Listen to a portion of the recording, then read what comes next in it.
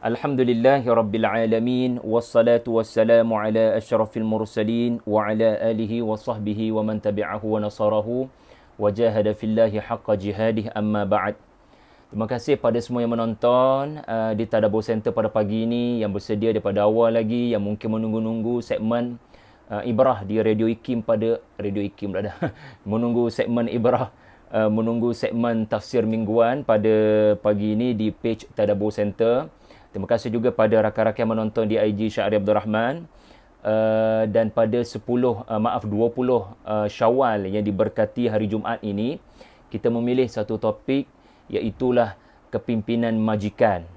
Teladan dari kisah Nabi Sulaiman alaihi salam dalam surah An-Naml. Ayat yang bakal kita bicarakan adalah ayat 15 hingga 44. Ayat 15 hingga 44. Namun demikian, kita tak akan mampu dalam tempoh 1 jam untuk pergi satu persatu dari ayat ke ayat. Bahkan pengajaran sebenarnya sangat banyak kalau kita teliti melihat dari ayat ke ayat, dari kalimah ke kalimah. Namun cukuplah apa yang bakal saya kongsikan ini kita bentangkan, kita bataskan hanya kepada 8 pengajaran ataupun 8 teladan dari kisah Nabi Sulaiman dalam surah An-Naml, surah yang ke-27 di dalam Al-Quran. Rakan-rakan yang saya hormati, yang saya kasihi, para penonton, kisah Quran yang bakal dibacakan ini sebenarnya sudah berusia 1400 tahun dibacakan, dari generasi ke generasi, dari zaman ke zaman, dari individu kepada individu. Walaupun sudah 1400 tahun usia cerita dikumandangkan dari Al-Quran ini, tetapi bila kita membacanya, ia seolah-olah baru diturunkan. Dan kita bila membacanya seolah-olah kita sangat special kerana menemui sesuatu yang kita sangka tidak ditemui oleh orang-orang sebelum kita. Hebat Al-Quran ini kerana kita merasakan apa yang kita temui seolah-olah baru ditemui. Dan kita merasakan ia adalah hikmah yang hilang daripada hidup kita. Maka kitalah mukmin yang berhak kepada hikmah yang hilang berkenaan. Ini hebat kisah-kisah Al-Quran. Ya, jadi mudah-mudahan kisah yang bakal saya paparkan ini adalah kisah yang memberikan beberapa jawapan kepada apa yang barangkali kita semua tercari-cari dalam kehidupan. Khususnya dalam kehidupan sebagai seorang majikan. Yakni yang mengambil pekerja, yang ada pekerja sama ada sedikit maupun ramai. Kami Tadabbur Center tak adalah ramai sangat kaki tangan. Dalam 4 orang. Tetapi rakan-rakan yang menonton barangkali ada puluhan kaki tangan. Kerana adanya puluhan cawangan. Maka barangkali daripada kisah ini ada teladan dan senarai semak yang perlu dipenuhi menerusi kepimpinan dan keterampilan Nabi Sulaiman alaihi salam yang menjadi liputan beberapa surah Al-Quran, tetapi fokus kita pada pagi ini adalah kepada surah Semut, surah yang ke-27.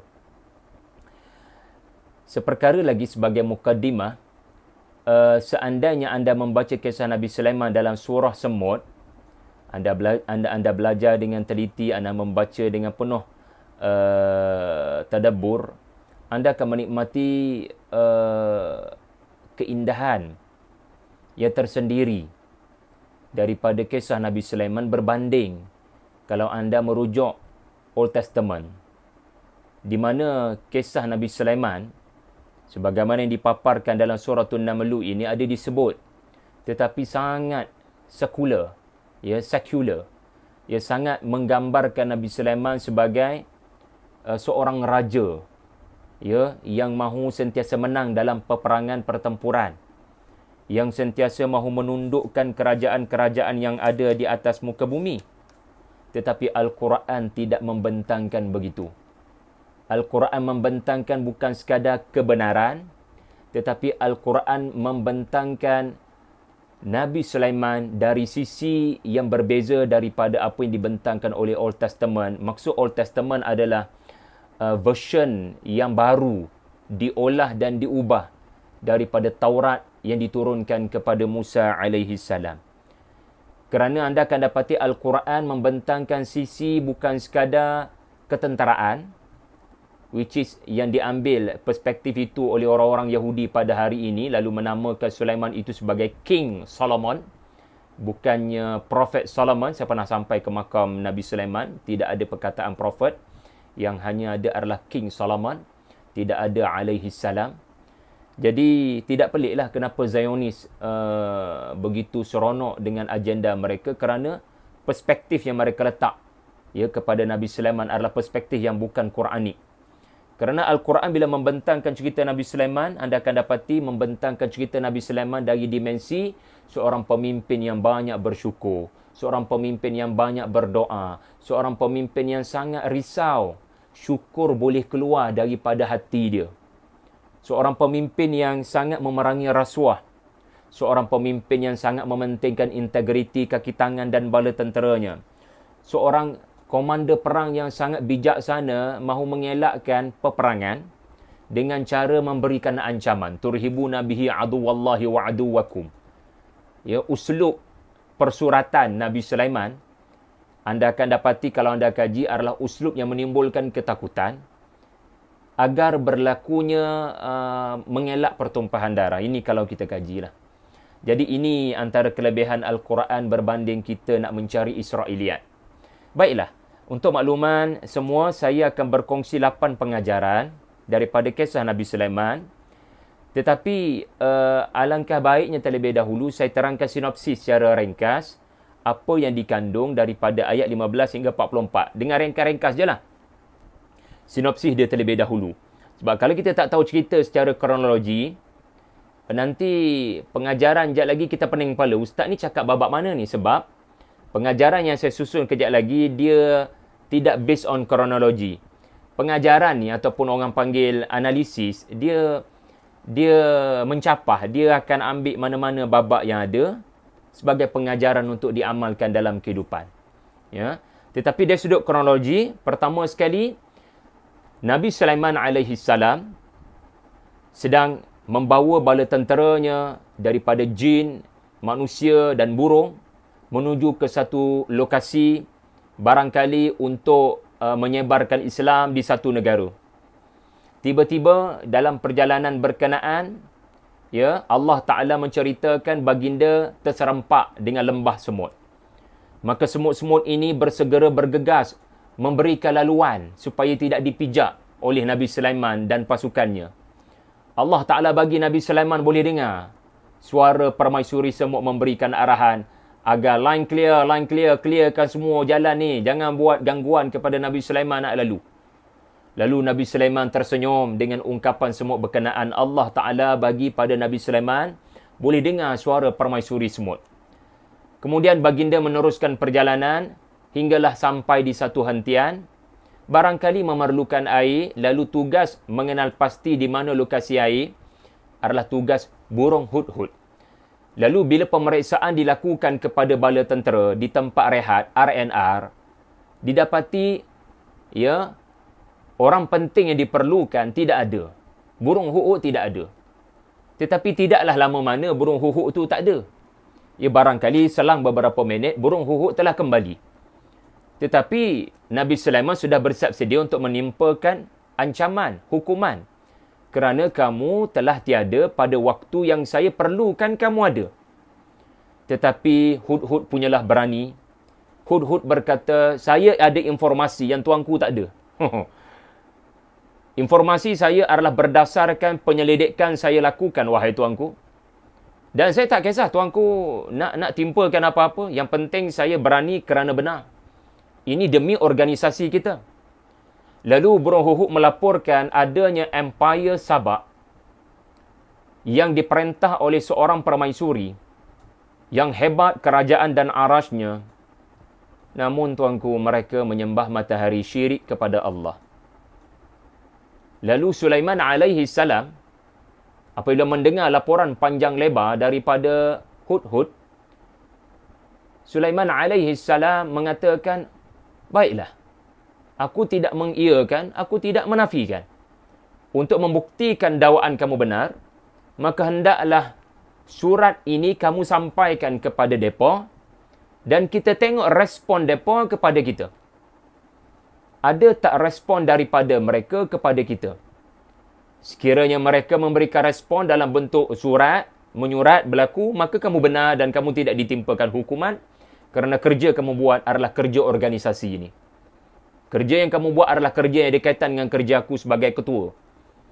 Lalu akhirnya Malikatus Saba atau lebih popularnya sebagai Balqis telah respon kepada surat Nabi Sulaiman dengan mengutuskan pegawai-pegawainya bawa hadiah pergi kepada Nabi Sulaiman alaihi salam, ya, di Palestin. Tetapi Nabi Sulaiman berkata kepada utusan-utusan ini, hampa bawa apa ni? Kalian bawa apa ni? Aku tak perlukan hadiah ni semua. Adakah kalian menyangka aku adalah pemimpin yang boleh kendur prinsip perjuangan dengan tawaran-tawaran hadiah seperti ini? Balik! Kamu tak faham apa yang aku maksudkan dalam surat yang aku tulis dengan perkataan Bismillahirrahmanirrahim. Ya, datanglah kamu kepada aku dalam keadaan menyerah diri. Aku nak kamu datang menyerah diri, bukan bawa hadiah. Kamu ingat aku siapa? Pengumpul kekuatan kebendaan. Jadi, kepulangan utusan-utusan Balqis telah menyebabkan Balqis Malikatus Saba ini menyedari bahawasanya Sulaiman bukan raja semata-mata. Beliau adalah Nabi yang mesti kita tunduk kepadanya. Sebab nama Sulaiman bukan tidak dikenali. Hatta semut pun sebut nama Nabi Sulaiman dalam surah ni. Jadi Balqis bukan tak kenal. Balqis punya R&D power. Dia buat kajian. Dia bukan jenis pengikut-pengikut dengan menteri-menterinya yang tak buat kajian. Jadi Balqis mengelakkan konfrontasi. Dan selepas kepulangan utusan-utusan ini, Balqis buat kesimpulan, kita pergi serah diri. Dan apabila Balqis mahu menyerahkan diri bersama dengan empire-nya di bawah pemerintahan Islam di Palestin, Nabi Sulaiman ni duk fikir macam mana diorang ni kalau boleh bukan datang nak serahkan empire sahaja, tetapi permaisurinya boleh masuk Islam. Tanpa kita paksa, tanpa kita bagi ceramah. Subhanallah. Lalu di sinilah ada dua agenda dipersiapkan oleh tentera-tentera Nabi Sulaiman. Yang pertama, Arash Malikatus Saba dipindahkan. Lalu tercengang Malikatus Saba apabila ditanya, macam ni ke Arash kamu? Lalu dia kata, macam ni kot. Dia tak boleh nak menerima hakikat itu adalah Arashnya yang sudah berjaya dipindahkan begitu sahaja oleh lelaki yang soleh. Lalu yang kedua adalah lantai istana kaca, di bawahnya air, disangkanya tasik. Lalu dia tercengang, dia tunduk akhirnya kepada kompetensi kepakaran orang-orang Islam waktu itu yang hebat dalam bahagian seni bina. Orang Islam jauh lebih maju daripada orang-orang Sabak. Apa agaknya menyebabkan mereka maju ke depan? Teknologi apakah ini? Ya, sehingga aku sangkakan air kolam. Aku singkatkanlah aku punya kain ni. Tetapi akhirnya apa yang terjadi adalah Sulaiman menegur, no, tak perlu begitu. Itu lantai. Lalu akhirnya beliau melafazkan, Aslamtu ma'a Sulaiman lillahi rabbil alamin. Okey, itulah lebih kurang dia punya sinopsis. Nah, sekarang kita kongsikan pada saudara-saudari semua 8 pengajaran daripada kisah ini dari perspektif sebagai seorang majikan. Ya, sebagai seorang majikan. Banyak sebenarnya dalam catatan saya ni, tapi saya bataskan pada 8 dan saya buat akronim macam biasa. Macam biasa buat akronim Sulaiman. S-U-L-A-I-M-A-N, supaya tujuan buat akronim ni apa? Supaya anda boleh cek, anda dapat tak semua pengajaran-pengajaran yang bakal saya kongsikan. So kalau ada terlepas mana-mana tu, boleh tanya orang yang sempat catat. Boleh tanya Cikgu Rafidah Siddiq, boleh tanya rakan-rakan yang banyak mencatat nota di bahagian komentar. Terima kasih banyak-banyak. Jadi S-U-L-A-I-M-A-N. Benda ni saya baru fikir sejam tadi, selepas hampir 3 jam study tafsir semalam. Sebab pengajaran ni, pertama, dia kalau boleh dapat semua. Dan yang kedua, mudah nak sebar kat orang. Mudah nak sebar kat orang 8 pengajaran ni. Okey? Jadi boleh catatkan. S yang pertama adalah semak posisi. Seorang majikan mesti sentiasa memastikan kaki tangan di bawahnya sentiasa memahami purpose of existence. Betul tak sebutan tu? Purpose of existence. Apa tujuan biro kamu wujud? Apa tujuan department kamu wujud? Sentiasa berlaku apa yang disebut sebagai fahum yuzaun. Dalam ayat 17, Nabi Sulaiman alaihi salam telah ditundukkan dan dikumpulkan kepadanya jin, manusia dan burung. Al-Quran merakamkan satu perkataan yang sangat mahal, fahum yuzaun. Perbahasan berlaku pada perkataan waza'a. Dalam bahasa mudahnya adalah jin dalam kumpulan kamu, manusia dalam kumpulan kamu, burung dalam kumpulan kamu, masing-masing kena faham kenapa kamu dalam kumpulan kamu. Kenapa kamu berada dalam kumpulan ini? Kerana perkataan fahum yuzaun telah berulang di penghujung surah An-Naml pada ayat 83. Tetapi panoramanya di padang akhirat nanti pada mahsyar. Di mana kamu jelas tak kenapa kamu ashabul yamin? Kamu jelas tak kenapa kamu ashabul shimal? Kamu jelas tak kenapa kamu dalam kumpulan ini? Jadi, seorang ketua, seorang majikan, seorang yang bernama Sulaiman alaihi salam, dan ada sebab jin didahulukan, sebab mereka paling as'ab, paling sukar dan sulit untuk mematuhi arahan daripada manusia yang bernama Nabi Sulaiman. Fahum yuzaun bermaksud setiap batalion yang sangat besar jumlah diberikan arahan untuk berada dalam posisi kamu. Makanakum. Jumlah yang sangat besar. Bukan mudah untuk kontrol kumpulan masing-masing. Masing-masing boleh kehilangan arah dan tak sedar yang patut duduk di depan pergi duduk belakang. Yang patut duduk belakang pergi duduk kat depan. Ini tidak sepatutnya terjadi. Masing-masing kena jelas kenapa kamu duduk dalam kumpulan ini dan kenapa kamu kena stay duduk di sini. Apa yang berlaku di Bukit Uhud, itulah fahum yuzaun. Nabi menjelaskan, Bukit Uhud, wahai pasukan pemanah, makanakum, duduk kat tempat kamu, apa pun jadi. Kami menang atau kami kalah. Fahum yuzaun. Nabi meletakkan wazak. Nabi meletakkan seolah-olah tabir supaya tidak lompat posisi berlaku. Dalam perkataan mudahnya masing-masing peher. Dia buat kerja kepada dia. Dan macam mana kerjanya, walau kecil macam mana sekalipun, boleh beri kesan dan sumbangan pada organisasi ini. Seolah-olah orang-orang kanan, menteri-menteri kanan kepada Nabi Sulaiman, menjelaskan semula atau barangkali bertanya kepada bala tentera. Sebut balik apa tujuan kamu dalam kumpulan ini. Apa tujuan kamu wujud, wahai burung? Apa tujuan kamu dalam pasukan manusia? Apa tujuan pasukan jin? Masing-masing kena jelas apakah tugasan mereka dan masing-masing jelas bagaimana tugasan mereka berkaitan dengan tujuan organisasi ini wujud.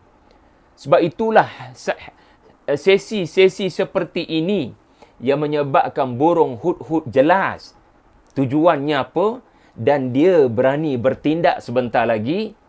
Kerana apa? Kerana dia jelas tujuan dia sebagai burung hud-hud. Dia bukan sekadar kumpulan burung yang disebut oleh ahli-ahli tafsir untuk memberikan teduhan kepada bala tentera Islam. Dalam perjalanan tarik matahari, maka burung-burung inilah yang bagi tuduhannya. Tetapi ada lagi yang lebih berperanan besar. Bukan sekadar burung, tetapi al-hud-hud. Jadi al-hud-hud ini jelas kerana hasil yuzaun ini, dia sentiasa diperjelaskan, refresh. Dia macam retreat lah. Sentiasa disegarkan apa tujuan saya, apa function saya dalam organisasi ini. Oh, tujuan saya adalah untuk membantu Nabi Sulaiman mengenal pasti hala tuju di manakah lagi negara yang tidak menyembah Allah. Lalu kita mesti mensasarkan organisasi ini ke sana. Kepada mereka yang melakukan syirik kepada Allah, maka saya hud-hud kena beritahu Nabi Sulaiman, ke arah sana kita kena pergi, ke arah sana kita punya surat menyurat mesti dihalakan. Ya, seolah-olah hud-hud ini seperti waste. Ya, walaupun kecil tubuhnya tetapi fungsinya adalah director. Fungsinya adalah advisor. Memberitahu ke mana arah tuju sepatutnya kita pergi, wahai tuanku Nabi Sulaiman. Subhanallah. Jadi inilah yang menyebabkan perlunya tafakkud. Ada satu perkataan penting juga muncul pada ayat 20, iaitulah tafakkud ataupun fi'il madinya wa tafaqqada at-tayr, ya, pada ayat 21. Maaf, bukan ayat 21. Ayat yang ke-20. Tafaqqada wa tafaqqada. Ya, kata Ibnu Ashur, asal perkataan ini faqada yang berarti hilang. Maka tafakkud adalah menyemak ataupun mengenal pasti siapa dia tak ada. Gitu. Siapa dia tak mari ni? Faqada. Ya, iaitulah meminta kepastian siapa tidak ada. Dalam perkataan lain, pemeriksaan mengejut. Sebab biasanya pemeriksaan spot check mengejut ini boleh tahu siapa ada, siapa tak ada. Kebanyakannya tak ada. Sebab mengejut. Jadi, apabila tafakud dilakukan, ialah macam mana kita nak pastikan, ya, staf berkenaan jelas, ya, tujuan dia berada dalam organisasi ini, kalau dia tu tak ada di pejabat. Jadi tafakud ini adalah kita melakukan mesyuarat mengejut, ya, supaya kita dapat mengenal pasti tiada ataupun ada dia, dan sekiranya dia ada, barulah kita boleh bertanya, ya, kamu tahu tak kenapa kamu, ya, berkhidmat dalam jabatan burung, ya? Kenapa kamu berkhidmat dalam departmen sekian-sekian, ya? Ini semak posisi, ya, satu pengajaran daripada perkataan fahum yuza'un dan perkataan tafaqqada. Yang kedua, utamakan syukur. Kaki tangan kita, ya, mereka yang bekerja di bawah kita mesti dibesarkan, dididik dengan mindset orang yang sentiasa menghargai apa yang Allah Ta'ala sedang berikan dan tidak keterlaluan bercita-cita kepada apa yang belum Allah Ta'ala berikan. Syukur ni bukan bermaksud saya bekerja fisabilillah, saya tak perlukan gaji. Bukan, itu bukan maksud saya. Maksudnya adalah dalam dunia persaingan hari ni, organisasi A, organisasi B, organisasi C, kerana adanya market yang sama, customer yang sama, klien yang sama, maka berebut belaka. Bila berebut ni boleh berlaku hasad dengki ni. Kita merasakan dia mendapat kelebihan. Dia ambil downline saya. Dia ambil crowd saya. Dia ambil follower saya. Lalu apa berlaku? Atas hasad dengki, kita mengatur rencana. Na'udzubillah. Sepatutnya organisasi kita dibangunkan dengan doa Nabi Sulaiman dan Nabi Daud pada ayat 15. Iaitulah dasar alhamdulillah. Segala puji dan segala terima kasih pada Allah. Ya, walaupun kita tak ramai mana, kita punya follower katakan contoh, ataupun kita punya pembeli klien tidak ramai mana, tapi alhamdulillah kita akan bergerak lebih maju. Ya, Allah Ta'ala bagi pada orang lain follower yang lebih ramai, klien yang lebih ramai, agar kita belajar daripada kelebihan mereka. Dan bukan sebaliknya, kita dengki cemburu kepada nikmat yang Allah kurniakan kepada orang lain. Ya, dasar kita adalah alhamdulillahilladzi faddalana ala kathirin min ibadihil mu'minin. Ya, memanglah kita tak dapat apa yang organisasi itu dapat. Tetapi ayuh sama-sama kaki tangan semua sebut masing-masing apa Allah bagi pada kita yang Allah tak bagi pada mereka. Bawa mindset ni. Dan kita kena bagi tahu pada staf kita, la in syakartum la azidannakum, ya, apa yang disebut dalam surah Ibrahim, la in syakartum la azidannakum. Bila kita punya dasar bekerja adalah ibadah, dan ibadah ini asasnya adalah syukur pada Allah, alhamdulillah. Ya, orang lain Allah Ta'ala bagi lebih supaya kita belajar daripada diorang. Sebab rezeki masing-masing. Adapun yang kedua, ya, Allah Ta'ala menguji kita. Allah Ta'ala nak menguji kita. Liyabluwani aashkuru am akfur. Dengan rezeki yang Allah Ta'ala bagi banyak pada orang lain, Allah nak uji kita. Adakah waktu ini, ya, kita terlupa yang sekarang Allah Ta'ala bagi banyak perkara pada kita yang tidak dikurniakan kepada orang lain. Ya, kena bawa pemikiran itu. Allah Ta'ala bagi pada kita pertama, ya, orang belah sana katakan dia diberikan Allah rezeki RM yang banyak, tetapi kita Allah Ta'ala bagi bukan setakat RM, walaupun tak boleh melawan mereka. tetapi Allah Ta'ala bagi barangkali rezeki lain. Jadi cuba senaraikan, cuba minta kaki tangan kita berfikir sejenak. Dan la in syakartum la azidannakum ditafsirkan dalam surah ini. Suratul Naml. Iaitulah apa? Bila Nabi Sulaiman bersyukur pada Allah atas nikmat kerajaan yang diwariskan oleh ayahnya kepadanya. Dia bersyukur pada Allah. Bersyukur dalam arti kata, insya-Allah kerajaan yang ayah bagi ni saya akan buat lebih baik. Antara cara saya bersyukur dengan nikmat kerajaan dan kekuasaan ini adalah dengan saya akan gunakan kerajaan ini, bukan saya digunakan oleh kerajaan ini, saya akan gunakan kerajaan ini sebagai platform untuk saya menyebarkan dakwah. Untuk saya berusaha memberikan pencerahan kepada mereka yang masih lagi non-Muslim. Dan untuk saya memerangi kerajaan-kerajaan yang zalim di atas muka bumi. Ini cara saya bersyukur. Dan apa terjadi di tengah jalan? Tengoklah, in syakartum la azidannakum. Bila mindset majikan, mindset staff, bila mindset peraja, mindset pengikut. Sebab itulah lepas cerita doa Nabi Sulaiman dengan Nabi Daud itu adalah cerita Nabi Sulaiman buat spot check pada bala tenteranya. Sebab ini amanah sebagai seorang majikan. Itu cara juga bersyukur. Di mana kita seorang tak boleh saja amanah. Orang di bawah kita kena amanah dengan tugas masing-masing. Maka sebab itulah yuza'un dilakukan. Kamu jelas tak kenapa kamu duduk di sini? Jadi, Nabi Sulaiman AS menterjemahkan sikap sebagai seorang hamba yang bersyukur. Ya. Lalu akhirnya kerana dia bersyukur pada Allah dan memastikan orang-orang di bawahnya bersyukur, Allah tambah rezeki pada Nabi Sulaiman, iaitulah di tengah jalan, Allah kurniakan benda yang tidak dikurniakan pada orang lain, iaitulah boleh dengar semut bercakap. Boleh dengar permaisuri semut memberikan arahan, sampai baginda tersenyum seorang diri. Orang tertanya, apa dia tu? Sebab baginda seorang saja diperdengarkan, fatabassama dhahikan min qawliha. Allahu Akbar. La in syakartum la azidannakum. Sebab itulah hidup ni jangan terlalu, apatah lagi dalam dunia media sosial sekarang ni. Kita jadi tak senang duduk ke kadangnya akibat daripada gangguan syaitan. La tajid aktsaruhum syakirin, suratul A'raf. Agenda syaitan adalah untuk campakkan syukur daripada hati kamu. Sebab itulah doa Nabi Sulaiman pada ayat 19. Adalah doa yang kita kena bawa masuk ke dalam diri kita majikan dan staf-staf kita. Syukur ni sangat mudah keluar daripada hati. Pengajaran ayat 19. Syukur adalah satu perkara yang sangat mudah tercampak keluar daripada hati kita.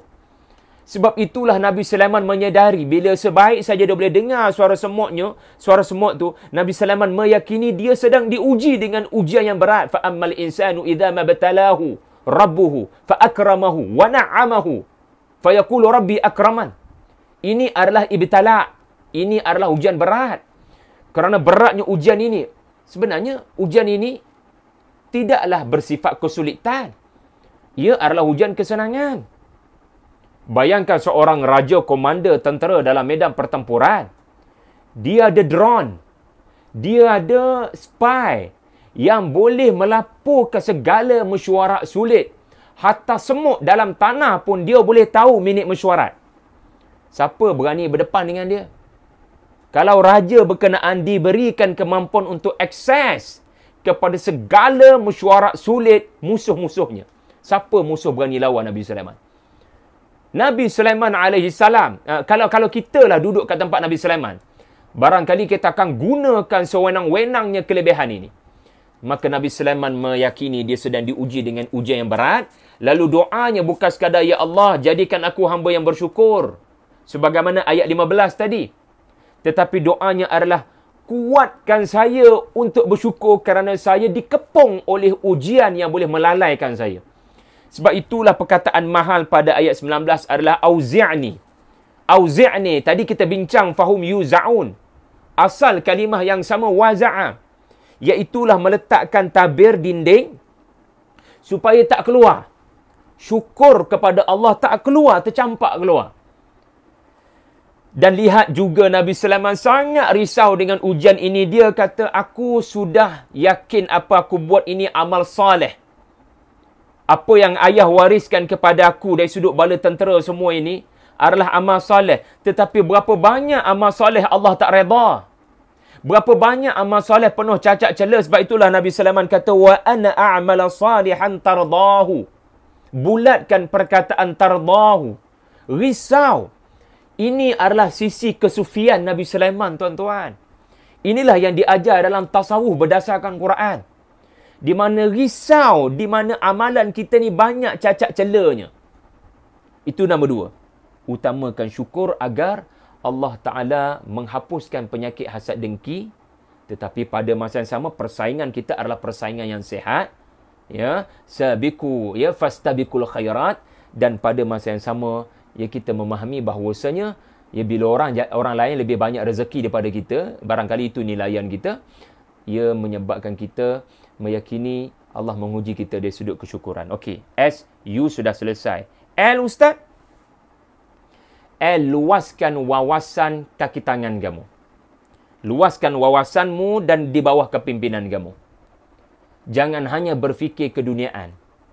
Luaskan sampai akhirat. Ya, kerja sebagai ibadah, maksudnya jangan hanya bekerja untuk pendapatan dan gaji. Kerja buat sebagai ibadah adalah meyakini bahawasanya apa yang kita buat beri kesan di hari akhirat. Apa yang kita bisik-bisikkan ketika bos tiada adalah sesuatu yang dirakam dan ditulis dalam buku catatan. Ini kerana nama surah ini menarik. Saya menjangkakan surah ini juga boleh dinamakan Suratul Hudhud. Ya, tetapi tidak dinamakan Allah dengan Suratul Hudhud. Sedangkan cerita Hudhud jauh lebih banyak daripada cerita Namlah. Rupa-rupanya ada hikmah, tuan-tuan. Okay, perhati elok-elok. Ayat mana mention nama surah? Ia adalah ayat 18. Dan ayat 18 cerita pasal apa? Saya tak ada masa nak hurai satu persatu. Ayat 18 ajar kita dua benda. Beri perhatian. Dan kedua-dua perkara ini ada kaitan dengan akhirat. Wawasan keakhiratan. Iaitulah yang pertama sekali, Nabi Sulaiman. Ya, Nabi Sulaiman. Allah Ta'ala bagi dia boleh dengar benda yang mustahil kita boleh dengar. Itu kalau kita sebagai tentera Nabi Sulaiman waktu itulah. Tapi sekarang sebagai pembaca surah An-Naml, apa semut tu cakap bukan Nabi Sulaiman seorang dengar. Kita pun dibolehkan dengar. Dengan ayat Quran. Kita boleh dengar apa semut tu kecek. Sedangkan dulu ketika cerita ni berlaku secara live, Nabi Sulaiman seorang-seorang dia je yang tersenyum. Orang tertanya-tanya apa jadi pada tuanku kita. Sebab tuanku sedang senyum kerana mendengar sesuatu yang baginda tak nampak dan kaki tangan confirm tak nampak. Allah Ta'ala bagi Nabi Sulaiman dengar benda yang dia tak nampak. Apa perkataan dalam bahasa Arab? Sam'iyat. Sam'iyat. Kita dididik dalam rukun iman untuk percaya sam'iyat walau tak nampak. Betul tak? Jadi hikmah nama surah ini adalah pada menyatakan surah ini temanya adalah antara maksud tema surah ini adalah kepercayaan kepada hari akhirat. Sebab itulah perkataan akhirat disebut 3 kali di awal-awal surah ini.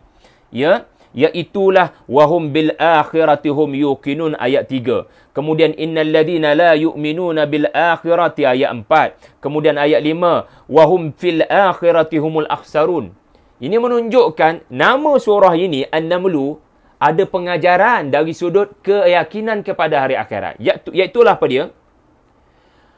Apa yang terjadi kepada Nabi Sulaiman mengingatkan kita pada kuasa Allah. Yang menyebabkan Nabi Sulaiman boleh dengar perbualan sulit yang confirm tak ada manusia boleh dengar. Iaitulah perbualan bawah tanah di lembah semut. Semut pula tu suara siapa boleh dengar?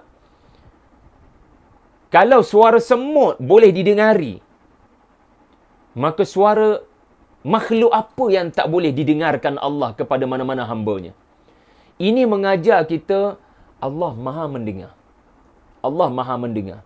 Dan antara individu yang pernah merasakan nama As-Sami' adalah Nabi Sulaiman alaihi salam. Nabi Sulaiman tak mampu dengar. Allah membuktikan dia maha mendengar dengan dia bagi peluang Nabi Sulaiman boleh dengar. Pengajarannya apa dia?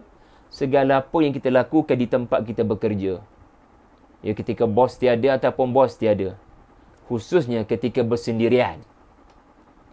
Sesungguhnya Allah maha mendengar.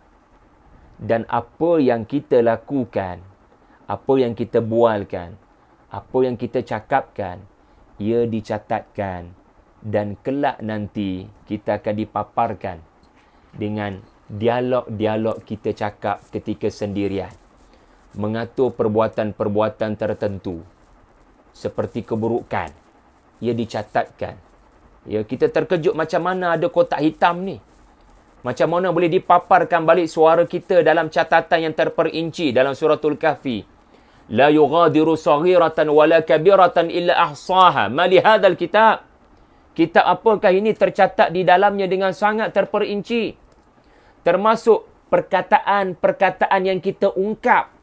Sedangkan tiada sesiapa di situ melainkan kita dengan rakan kita mengumpat, mengeji. Boleh berlaku membawang di tempat kerja. Jadi perbuatan-perbuatan itu sebenarnya ada yang mendengar. Dan dia akan bagi kamu dengar balik. Di hari akhirat nanti. Apa yang telah kamu sembang-sembangkan itu. Sebagaimana Allah bagi Nabi Sulaiman boleh dengar. Subhanallah. Yang kedua. Nama surah ini An-Namlu. Ya, dia mengajar kita apa yang dilakukan oleh Namlah adalah apa yang dilakukan oleh para rasul. Tugas para rasul adalah aku nak bagi kamu perlindungan daripada bahaya yang nak datang. Kalau permaisuri semut kata apa? Masuklah ke dalam sarang kalian. Kalian tak nampak apa saya nampak. Kalian barangkali tak dengar apa yang saya dengar. Sebab Namlah, semut betina, dalam situasi kecemasan, ya, dia boleh mendengar bahaya lebih awal. Dia boleh nampak bahaya yang mendatang. Dia ada kapasiti pendengaran yang lebih hebat. Dalam hal ini, kita kena kaji i'jazul ilmi dalam suratul Namli. Kena kaji mukjizat sains. Boleh tanya guru-guru kita dalam bidang. Kalau di UKM sana, saya ada guru saya, Dr. Wan Nasruddin, yang juga pernah mengkaji lembah semut ataupun semut. Ya, macam mana, kenapa Allah Ta'ala sebut Namlah? Subhanallah.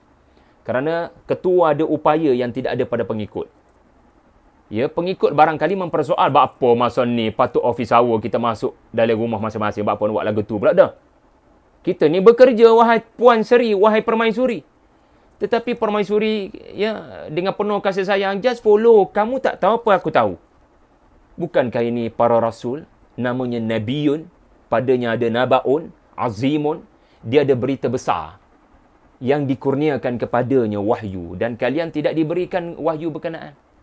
Maka follow saya. Saya nak bagi kamu masakin. Saya nak bagi kamu tempat berlindung daripada azab. Sebab tu bila saya baca babak yang membabitkan permaisuri semut mahu selamatkan kaumnya, terus saya teringat ungkapan Nabi Muhammad SAW di Bukit Safa. Inilah kali pertama baginda bercakap kepada kaum Quraisy. Betul-betul mirip ungkapan permaisuri semut. Yang mahu menyelamatkan kaumnya, ya, daripada dipijak oleh tentera Nabi Sulaiman, mati katak begitu saja. Ya, iaitulah dirakamkan dalam sirah dan dalam hadis. Di atas Bukit Safa, Nabi telah berjaya mengumpulkan semua orang-orang bani itu, bani ini. Lalu Nabi berkata, Ara'aitakum law akhbartukum anna khailan bil wadi turidu an tughira alaikum. Apa pendapat kalian kalau aku katakan kepada kalian di belakang gunung ini adanya kumpulan kuda yang mahu menyerang kalian di Makkah? Akuntum musaddiqini? Akuntum musaddiqiyya? Adakah kamu akan membenarkan aku? Qalu na'am, ma jarabna 'alaika illa sidqa. Kami tak ada pengalaman melihat kamu dusta. Qala, perhatikan. Fa inni nadhirul lakum baina yaday 'adzabin syadid. Menariknya, ayat yang Nabi mention ini ada dalam surah Sabah yang ada kaitan dengan Nabi Sulaiman. Ayat yang ke-46. Nadhirul lakum baina yaday 'adzabin syadid. Iaitulah Nabi kata, aku ni pemberi peringatan pada kamu pada bahaya nak datang. Perangai hampa ni, perangai yang melayakkan azab tu datang. Kalau aku beri peringatan pada kalian, mudah-mudahan kamu selamat daripada azab itu sebagaimana kaum Yunus. Tapi kalau kalian engkar pada inzar ini, kalian boleh terkena bahaya berkenaan. Mirip tak dengan ungkapan permaisuri semut yang berkata, selamatkan diri kalian, ada bahaya nak datang. La yahtimannakum Sulaiman wa junuduh wa hum la yash'urun. Allahu akbar. Jadi mendidik akhirat. Mendidik akhirat, ya, kepada kaki tangan kita. Itu wawasan akhirat ataupun SUL. Luaskan wawasan, didik kaki tangan kita dengan segala bual bicara kita. Ya, sebenarnya Allah mendengar. Ya, bayangkan begini je. Kalau Nabi Sulaiman masih hidup dan organisasi kita majikannya Nabi Sulaiman, adakah kita akan membawang? Kalau dia boleh dengar suara semut dekat office kita, takkan dia tak boleh dengar? Apa kita duk mengumpat, duk mengaji, duk mengata kat dia? Maka kita pun tak mengumpat, tak mengaji. Itulah sikap orang yang bekerja kerana Allah. Dia tak kat cakap benda bukan-bukan. Ia merosakkan hati dan merosakkan organisasi. Sebab dia faham Nabi Sulaiman dah wafat. Dalam surah Sabah, Nabi Sulaiman dah wafat. Tapi Allah tak wafat, Allah tak mati, Hayyul Qayyum. Dan dia maha mendengar. Itu hidupkan nama Allah yang bernama Sami'. Ya, untuk membantu membina integriti kaki tangan kita. Okey, yang keempat dalam masa yang terbatas ini, SULA. Ambil berat maklumat terkini. Kisah Nabi Sulaiman mengajar kita kepentingan mengambil berat maklumat yang paling semasa. R&D kena power. Pastikan kita punya kaki tangan sentiasa up to date dengan maklumat terkini. Jangan jadi organisasi yang duduk seperti katak bawah tempurung. Betul ke pepatah tu? Seperti katak di bawah tempurung. Sebagai contoh, kita belajar daripada pengikut-pengikut menteri-menteri kepada Malikatus Sabak. Ini contoh menteri-menteri yang tak buat study, tak buat research. Mereka berkata kepada Permaisuri Sabak, terima kasih kerana buat meeting. Nampak gaya tuanku buat meeting kerana Sulaiman. Tuanku minta pendapat kami. Puan Seri minta pendapat kami. Kami punya pendapat adalah nahnu ulu quwwatin wa ulu ba'sin syadid. Kami bersedia untuk berperang. Kita bukan ada track record yang buruk dalam hal ini. Maka wahai Puan Seri, kami bersedia untuk berperang kalau Puan Seri bagi arahan pada kami. Kami bersedia untuk berperang. Mereka tak kaji siapa Sulaiman macam Balkis kaji. Mereka tak buat, mereka duduk di bawah tempurung. Maklumat yang sampai kepada mereka adalah maklumat yang tidak up to date. Betapa banyak organisasi lumpuh kerana meremehkan pesaing-pesaingnya. Betapa banyak bom jangka, kalau saya boleh kata begitu. Ya, zon selesa barangkali. Dia meremehkan pesaing itu, dia meremehkan pesaing ini. Ya, dia terlupa sebenarnya Allah Ta'ala sedang mengangkat kemuliaan orang lain, bukan lagi mereka. Allah Ta'ala tengah bagi kepada orang lain kelebihan kerana kelemahan mereka. Ya, sebab itulah kita belajar daripada kisah Malikatus Sabak ini. Ya, firasat Malikatus Sabak adalah hasil daripada R&D yang kuat. Dia punya keputusanlah menyelamatkan kerajaan Sabak daripada berlaku great disaster. Kalaulah keputusan kerajaan Sabak adalah keputusan majoriti, menteri-menteri punya kehendak, habis kerajaan Sabak. Berlakulah innal muluka idza dakhalu qaryatan afsaduha. Itu akan berlaku. وَجَعَلُوا وَعِزَّةَ أَهْلِهَا أَذِلَّةً وَكَذَلِكَ يَفْعَلُونَ. Maka mesyuarat berkenaan mujurlah tidak memihak kepada kemahuan menteri-menteri, tetapi memenangkan orang yang buat R&D, yang kaji siapa Sulaiman, yang kenal siapa Sulaiman, yang baca siapa Sulaiman, yang up to date maklumatnya tentang Sulaiman. Sebab itulah Muhammad Al-Fatih, setakat saya duk baca, yang antara disebut karakter beliau adalah dia selalu mementingkan first hand info. Ya, sebagai contoh, berapa ketebalan tembok Konstantinopel, apa senjata digunakan oleh Konstantinopel, apa isu politik, isu ekonomi dalam Konstantinopel yang boleh memihak, apa bahasa rakyat Konstantinopel, apa benda diorang duk sembang. Ini menyebabkan Sultan Mehmed II ini berkampung tanpa disedari oleh pegawai-pegawai tentera Konstantinopel. Mehmed II telah menyamar masuk dalam kota mengambil tahu tentang informasi-informasi tentang kelemahan dan kekuatan musuh. Jadi kita macam mana kita? Adakah kita menyedari ada orang lebih baik daripada kita sekarang dan kita terus dalam zon selesa? Kita sentiasa lebih baik daripada dia orang. Kita sentiasa lebih baik. Berhenti memberikan zon selesa kepada kaki tangan. Beritahu bahawasanya kita akan ketinggalan dan kita bakal dimuziumkan kalau kita tidak bergerak lebih baik daripada pesaing-pesaing kita. Sesungguhnya dalam hidup ini ada yang lebih baik daripada kita. Ini disebut oleh Balqis. Dia lebih baik daripada kita. Dan kalau kita lawan dia, ya, kita tak akan boleh menang. Maka hendaklah kita pandai berdiplomasi. Pandai memilih win-win. Pandai orang panggil bekerjasama dan bersinergi. Ya, pandai mengenal pasti mana lawan, mana kawan. Dan bijaksananya Balqis ini memilih untuk berkawan. Yang akan membantu bukan sekadar ya membangunkan Sabah dengan didikan daripada Palestin, tetapi menguatkan Islam. Baik, itu yang keseterusnya ambil barat maklumat terkini. Yang keseterusnya adalah SULAI. I adalah integrity. Menyemai, mengukuhkan integriti. Tadi saya dah sebut sepintah lalu.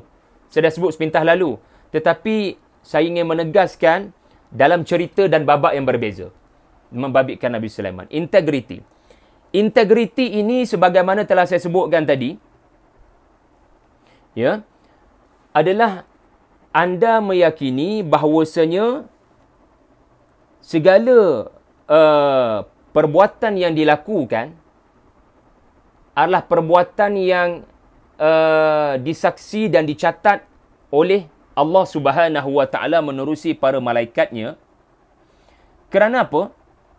Kerana kita belajar daripada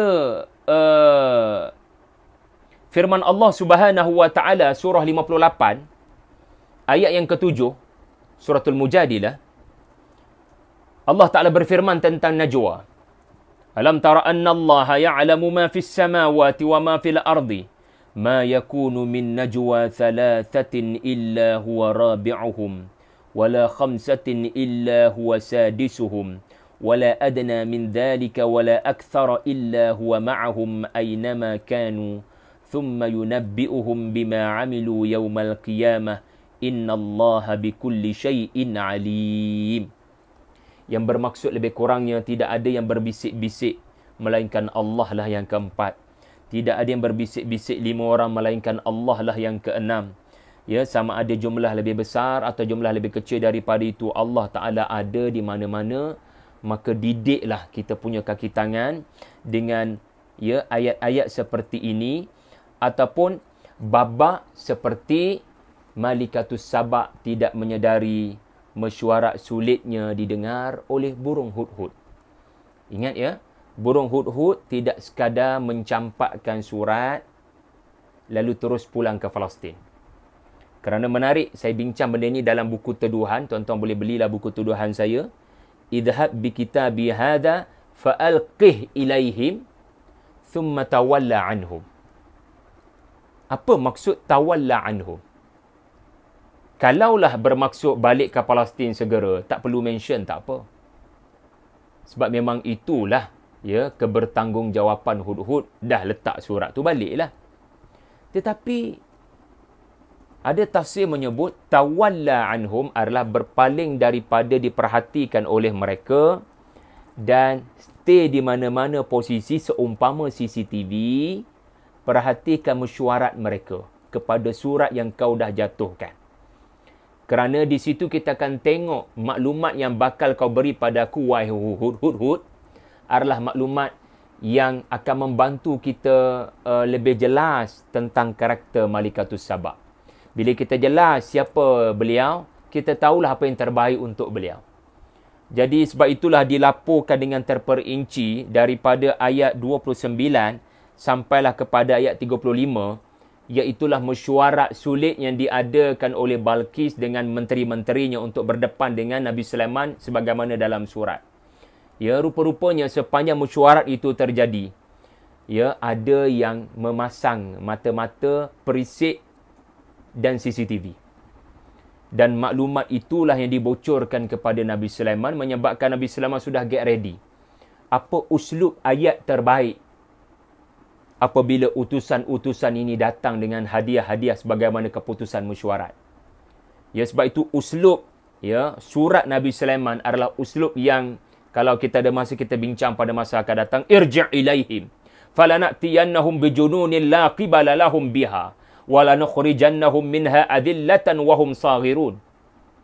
Perkataan yang diungkapkan oleh Malikatus Saba telah diungkapkan oleh Nabi Sulaiman. Malikatus Saba kata apa? Waja'alu a'izzata ahliha adillah. Tiba-tiba Nabi Sulaiman berkata, walanukhrijannahum minha adillah. Lalu pastinya surat Nabi Sulaiman ini mengejutkan Balqis. Mana dia tahu aku sebut benda ni? Kita sangat takut kalau dia menukar kita kepada kehinaan. Sebab maklumat daripada uhud tadi. Jadi dalam hidup kita bekerja, kena sentiasa meyakini ada burung melihat kita. Maksudnya ada CCTV. Ya, jadi integriti ini dia mengukuhkan poin saya yang saya sebut di awal tadi lah, agak bertindan poin ini. Tapi tak apalah tuan-tuannya, bila kita bicara tentang luaskan wawasan akhirat tadi. Baiklah, dalam 9 minit lagi ni, sebelum saya tengok soalan-soalan, dan rakan-rakan yang di IG mungkin berbaki lagi 9 minit. Boleh catat siap-siap kot. Iaitulah, yang pertama Sulaiman, M-A-N. M tu adalah mesyuarat dan mendengar dengan teliti. Kemudian A adalah anti rasuah, rasyuah. Dan yang terakhir adalah non-Muslim. Ada something saya nak sebut tentang non-Muslim yang menarik perhatian saya bila baca suratul Naml. Baik. Satu lagi perkara penting kita belajar dalam suratul Naml yang boleh kita berikan, didikkan kepada kaki tangan kita. Bismillah.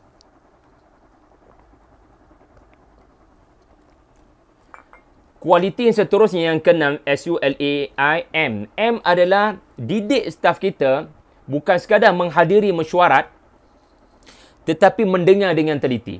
Semua kualiti ni kena mula daripada bos, kena mula daripada pengurusi dulu, kena mula daripada komander dulu, kena mula daripada Nabi Sulaiman alaihi salam, ya, menonjol dalam hal ini. Dan kalau anda perhatikan, ya, saya lupa nak sebut tadi, ya, banyak babak dalam surah An-Naml ini yang membabitkan kisah Nabi Sulaiman ini, babak yang memenangkan aspek mendengar dengan teliti. Mendengar dengan teliti. Dalam mesyuarat, apa tujuan mesyuarat dibuat? Apa tujuan mesyuarat dibuat? Mesyuarat dibuat adalah untuk tujuan mendengar. Mendengar pendapat yang berbeza untuk mempertimbang pelbagai faktor. CAF, consider all factors. Sebelum kita memutuskan sesuatu keputusan, jangan keputusan atas dasar emosional, tetapi mestilah atas dasar pertimbangan pelbagai sudut ataupun orang panggil apa, Edward Di Bono panggil apa, six thinking hats berkenaan. Jadi, dalam suratul Naml kita dapat lihat bagaimana Nabi Sulaiman memberi telinga kepada laporan Hudhud. Tidak interrupt, tidak masuk campur pun. Okey, Hudhud bentang, apa alasan kamu? Dan Hudhud membentangkan ada berapa ayat, tuan-tuan? Ada berapa ayat? 23, 24, 25, 26. 3-4 ayat Nabi Hudhud bercakap. Nabi Sulaiman tak kacau dia bercakap.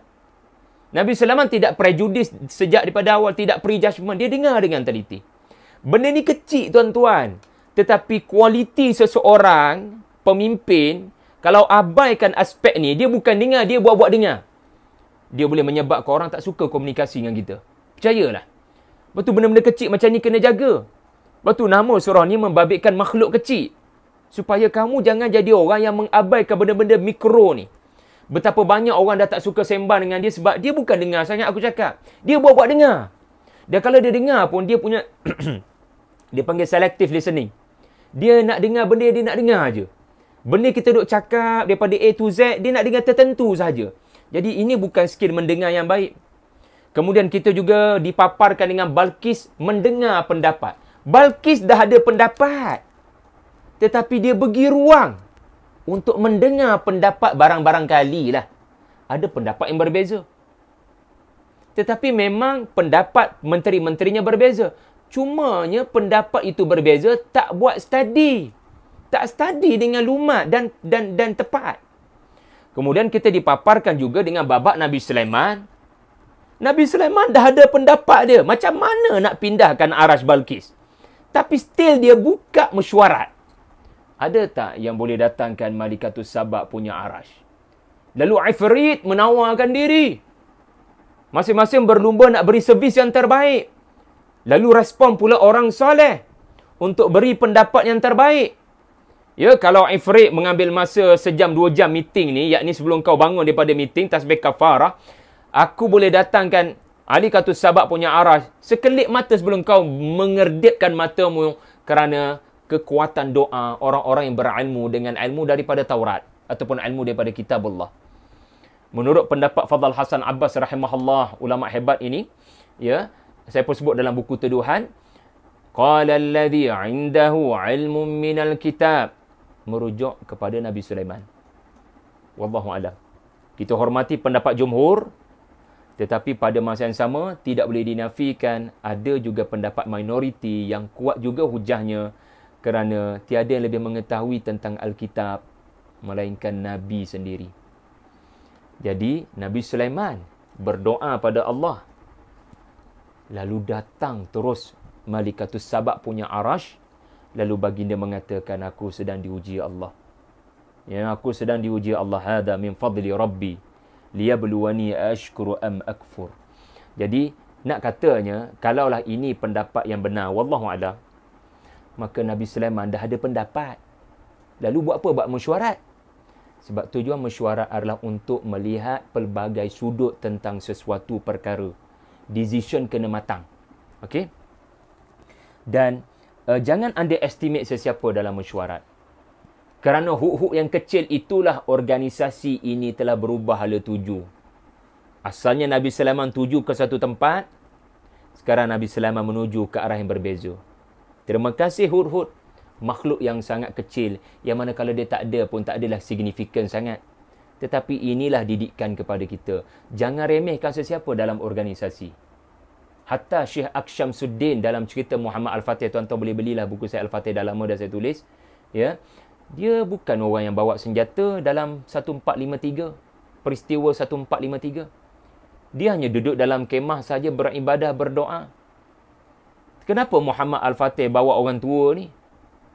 Rupa-rupanya peranan dia besar nanti di kemudiannya pada 21 April 1453.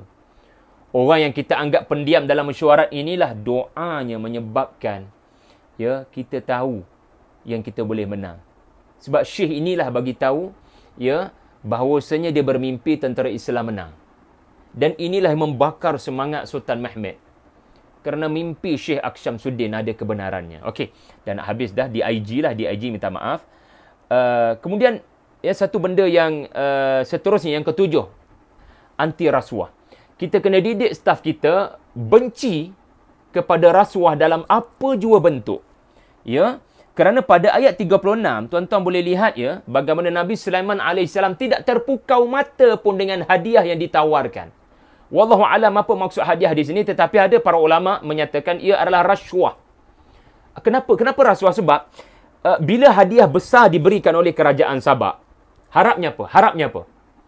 Nabi Sulaiman terimalah hadiah ini. Balqis nak menguji Nabi Sulaiman. Ya.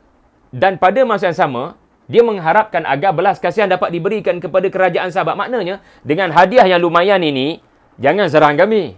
Bagi kebebasan pada kami dengan amalan kami menyembah matahari.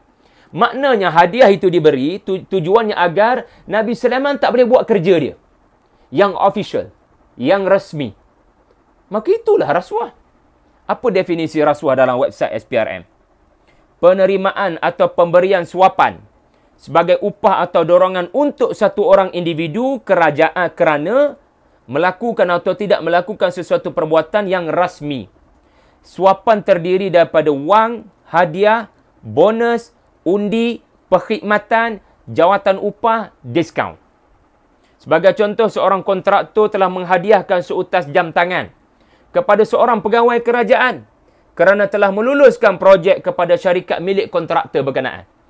Jadi, didik staf kita ungkapan Zulkarnain. Didik staf kita ungkapan Nabi Sulaiman. Kalau ungkapan Nabi Sulaiman, atumiddunani bimalin, fama atani Allahu khairun mimma atani.